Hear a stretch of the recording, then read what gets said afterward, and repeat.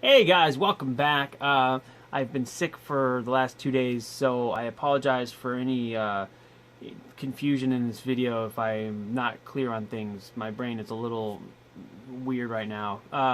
But yesterday, while I was sick throwing up, which is so fun, my printer finished my first C-3PO part, which is a C-3PO forearm, which is all 3D printed. I think it came out really nice.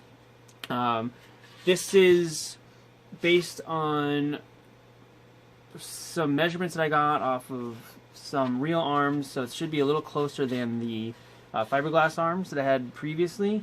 And I'm making this, there's some little boogers in here that I need to clean out from the support structure, but this will be smooth without the knurling detail, which it looks like the Force Awakens suits are all smooth here. It doesn't look like it's got the little knurling. So that's what I'm going to do on this one, and these will be dedicated Force Awakens style arms once they're done. So this is the first one.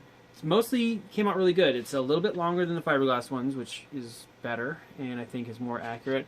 The opening here is a little tiny bit bigger, but it's also perfectly circular, which makes it easier to get my hand through.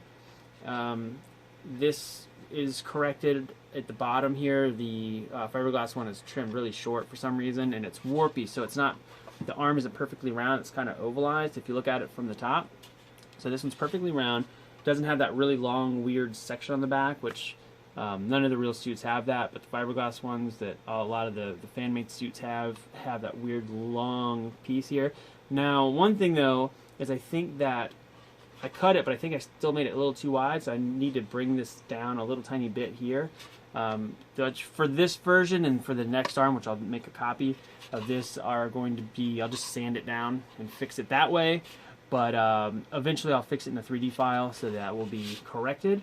That's overall, it's pretty good. Now somewhere around here I had a tube I was going to show you. The upper arm piece is also too small on the fiberglass parts that I got, and I know this because I stood in my suit at where Science Meets Imagination in Orlando, Florida. It stood feet away from a real 3PO suit and was able to compare, and I could see clearly that the parts that are on my suit were too small.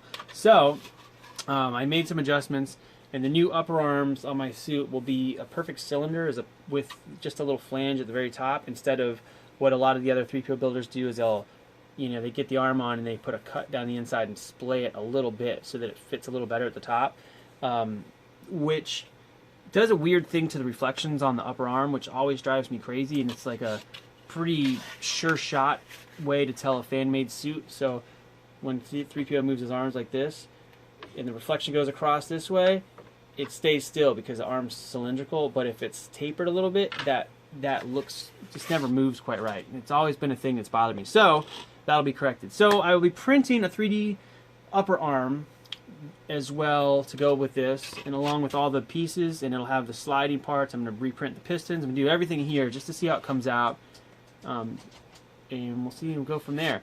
But so I had to print this in two pieces. You can see the little dividing line here. Initially, this top piece was down at the bottom on the printer because the height, obviously it's too tall to fit in there. So I cut it here, brought this piece down, kind of Russian doll style, so it printed both parts at the same time. It took 19 hours to print, which is a little bit long, and a big chunk of that time was actually the support structure just for this lip here. So in the next version, I'll probably take this entire piece off and bring that all the way down to the printer bed, just to save all that time printing the support structure. And I think it'll make it go probably 5 or 6 hours faster, maybe even more than that. I'll find out, and when I get to the next part, I'll let you guys know what I came up with time-wise for that. But here it is, 3D printed arm. Here's a little clip of the part before it's glued so you can see it. Alright, so here's a look at these arms before I glued them. So this is how the forearm is set up. It was two pieces. They printed like this, kind of Russian dolled into each other.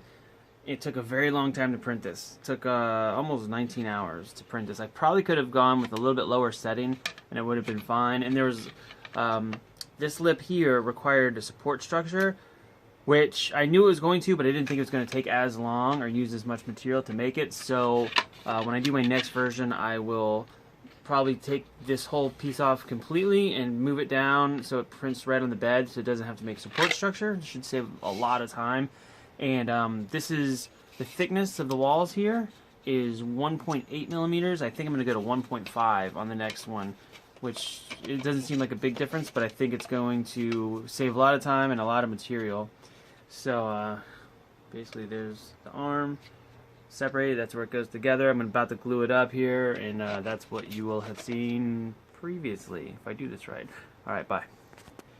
Alright, so now that you've seen that, hopefully that answers some questions. If you need to know anything about this, feel free to ask. I'll try to answer all the questions I can, time permitted.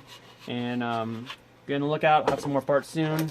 Forearms, full upper arms, and I'm going to do the shoulder rings that will fit my suit. So they should rotate and be really cool. Hopefully I'll get those all, at least one arm worth, forearm, upper arm, and shoulder rings done by the end of the weekend, if everything goes smoothly. So I gotta get my printer running again here in a few minutes so it's not wasting any time. See you guys soon. Bye.